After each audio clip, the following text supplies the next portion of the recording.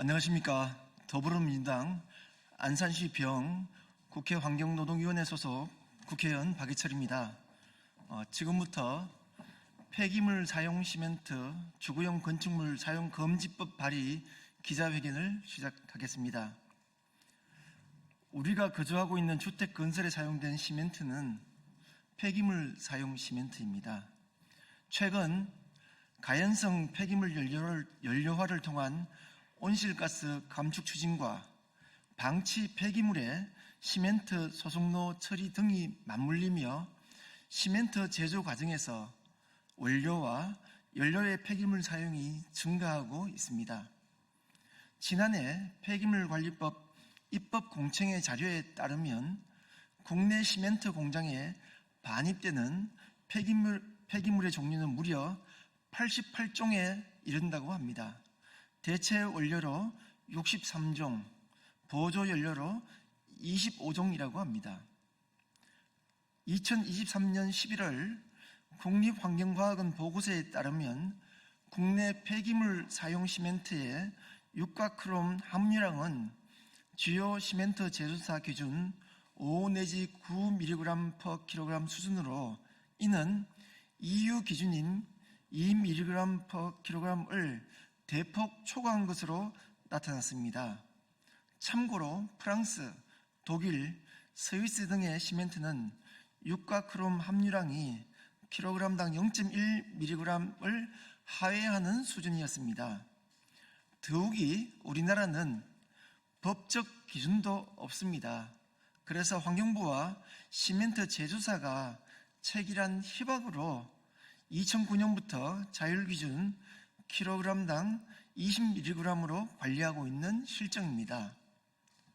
육가크롬은 크롬 산화 화합물로서 인체와 환경에 극히 해로운 화학물질이며 발암성을 포함한 높은 독성으로 인해 발암물질 1급으로 구분됩니다.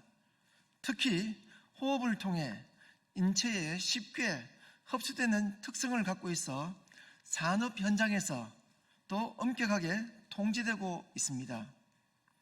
국내의 자율관리 기준과 세계 각 국가별 기준과의 현격한 차이에서 말해주듯이 표준화된 기준조차 각기 다른 상황에서 시멘트 원료로 사용되는 폐기물 내 유해 중금속이 비록 국내 기준에는 적합하더라도 국민 건강에 전혀 무해하다고 단언할 수 있는 과학적 근거는 전혀 없습니다.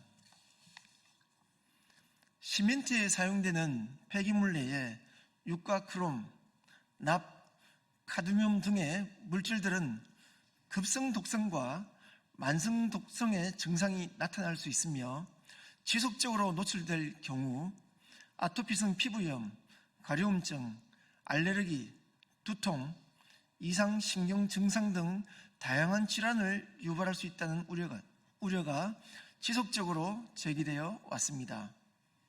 특히 우리나라 건축물은 외국과 달리 난방 시스템 특성상 밀폐된 공간과 바닥 난방의 영향으로 인해 실내 환기가 부족해지기 쉽고 이에 따라 폐기물 시멘트를 사용한 건축물에서 발생할 수 있는 유해 물질과 새집 증후군 문제, 중금속 중독 등의 문제는 영유아, 어린이, 노년층 등 면역력이 취약한 계층의 건강에 심각한 피해를 끼칠 수 있습니다. 존경하는 국민 여러분, 국민의 건강권 및 주거환경 안전 확보를 위해서 주거용 건축물에는 폐기물 사용 시멘트를 더 이상 사용할 수 없도록 이번에 반드시 건축법이 개정되어야 합니다. 일부의 이야기로는 폐기물 사용 시멘트를 사용하지 않으면 공사비가 많이 상승한다고 합니다. 그러나 본 의원실에서 확인해 본 바로는 공사비 영향에도 10%도 채 상승 효과가 없다고 합니다. 전체 아파트 기준 금액 기준으로 봤을 때 극히 미미한 수준으로 작용하는 것으로 파악이 되고 있습니다. 과감하고 획기적인 조치로 안심하고 살 수 있는 집, 모두가 건강한 보금자리를 만들어 가겠습니다. 오늘 법안 발의를 시작으로 오직 국민 건강만 생각하며 제도 개선에 온 힘을 쏟겠습니다. 아울러 건축법 개정 전이라도 공공기관인 LH, SH, GH, IH 등 공공영역부터 주거용 건축물에 폐기물 시멘트가 사용되지 않도록 국토부 등 관계기관에 빠른 후속 조치를 요청드립니다. 국민 건강권이 우선입니다. 감사합니다.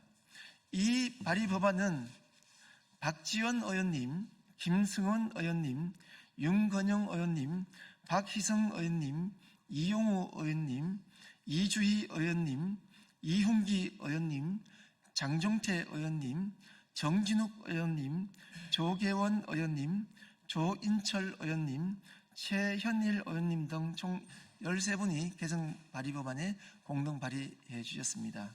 이상으로 폐기물 사용 시멘트 주거용 건축물 사용 금지법 발의 기자회견을 모두 마치겠습니다. 감사합니다.